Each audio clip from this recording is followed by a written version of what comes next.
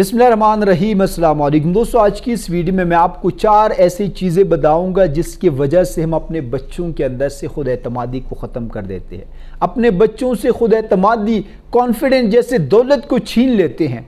खुद एतमादी वो powerful tool है जो बच्चों को ये सिखाती है कि आपने रिस्क कैसे लेना है, आपने चैलेंजेस का सामना कैसे करना है, आपने अपने सलाहियतों के ऊपर यकीन कैसे रखना है और आपने आगे कैसे बढ़ना है और एक कामयाब इंसान कैसे बनना है। अगर आपके बच्चों के अंदर खुद एतमादी नहीं होगी तो वो कभी भी एक अच्छी शख्सियत का मालिक नहीं बन सकता।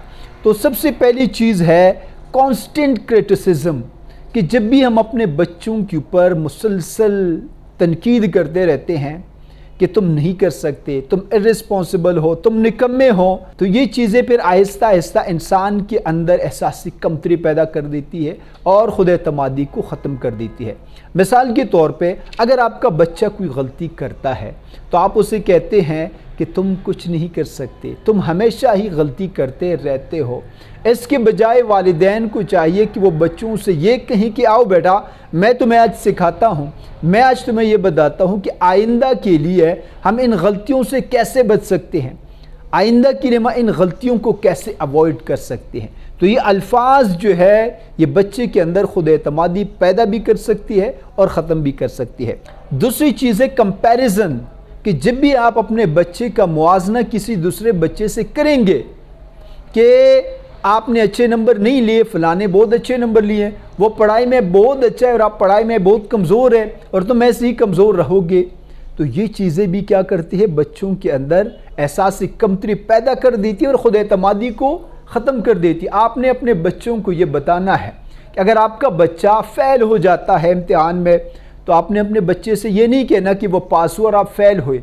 आपने अपने बच्चे को ये बताना है कि बेटा अगर आप मेहनत करेंगे, अगर आप पढ़ाई करेंगे तो आप भी पास होंगे। बेटा अगर आप पढ़ाई करेंगे, ज़्यादा मेहनत करेंगे तो आप किसी से भी अच्छे नंबर ले सकते हैं, आप पहली पोजीशन हासिल कर सकते हैं। और तीसरी चीज़ है labelling them with negative tags, कि हम उनके ऊपर एक टैग लगा देते हैं कि तुम एक गैर ज़िम्मेदार शख्स हो, तुम निकम्मे हो, तुम कुछ नहीं कर सकते।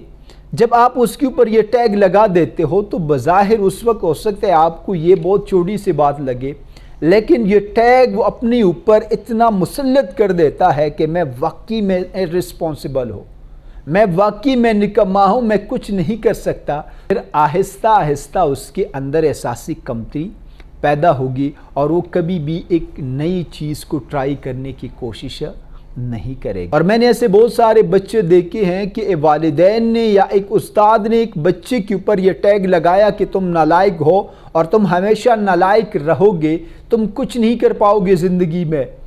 हालांकि कोई किसी के बारे में ये नहीं कह सकता कि ये बच्चा नालायक है। वो कहते हैं कि मोती अगर कीचड़ में गिर भी जाए तो उसकी कीमत नहीं घटती। एक बच्चा अगर किसी क्लास में नालायक है तो ज़रूरी नहीं है कि वो अगली क्लास में भी नालायक ही रहेगा। अगर एक बच्चे के सही उसूलों के ऊपर तरबियत की जाए, उसको सिखाया जाए, उसको पढ़ाया जाए, तो दुनिया में कोई बच्चा नालायक नहीं होता। बाज़ बच्चे स्लो लर्नर ज़रूर होते हैं लेकिन नालायक बच्चा कोई भी नहीं होता। कोई इंसान जो है वो नालायक नहीं होता। आपने ये बात याद रखनी है। तो कभी भी अपने बच्चे के ऊपर टैग न लगाए। अपने बच्चे को हमेशा ये यकीन दिलाते रहें कि बेटा तुम कोई भी काम कर सकते हो। अल्लाह के फजल करम से अगर बेटा तुम मेहनत करोगे तो तुम्हें उस मेहनत का फल ज़रूर मिलेगा। अल्लाह ताला कभी भी आपको मायूस नहीं करेगा। उसको कॉन्फिडेंस उसके अंदर पैदा करें, उसको मोटिवेट करें, बजाय इसके कि आप उसके अंदर एहसासी कमतरी पैदा करने का सबब बने। और चौथी चीज़ है ओवर प्रोटेक्शन, कि आप बच्चे के ऊपर हर वक्त उसके सर के ऊपर खड़े हैं। वो जब भी कोई काम करता है तो आप उसे कहते हैं नहीं बेटा तुम ये नहीं कर सकते, मैं करके आपको दे देता हूँ, या आप नौकर की मदद से आप उसको जो है वो चीज़ें करवाने की कोशिश करते हैं। तो ये ज़्यादा लाड प्यार, ये ओवर प्रोटेक्शन जो है ये भी बच्चे के खुद एतमादी को ख़त्म कर सकती है।